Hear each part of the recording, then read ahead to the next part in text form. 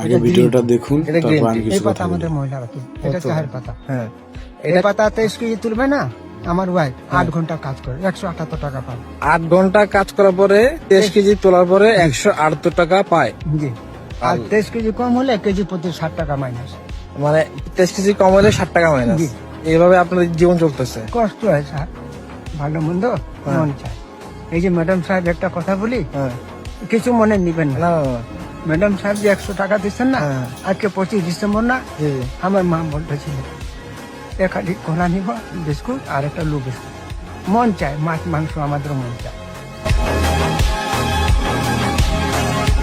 কাজ কইরা 178 টাকা পাই, আর আমরা টি মানে 1 কেজি কিনতে গেলে 300-250 টাকা নিচে কিনতে পারি না।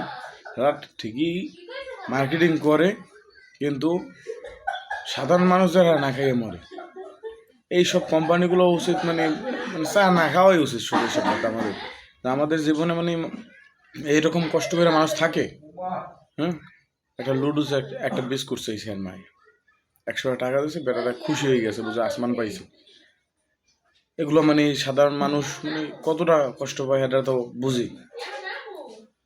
যাই হোক, এগুলো করা উচিত না, তাকে পরিশ্রম আরো বাড়াই দেয়, এইটা চাই সবাই। এইটা মানে রিকোয়েস্ট করেন যে ভাই হ্যাঁ পরিশ্রমটা বাড়াই দেন। তাহলে এদিকে দুইটা কত সিগারেটের বেঞ্চন এইটা সেটার দাম বাড়ায়, ওইটার দাম বাড়াইলে সমস্যা কি?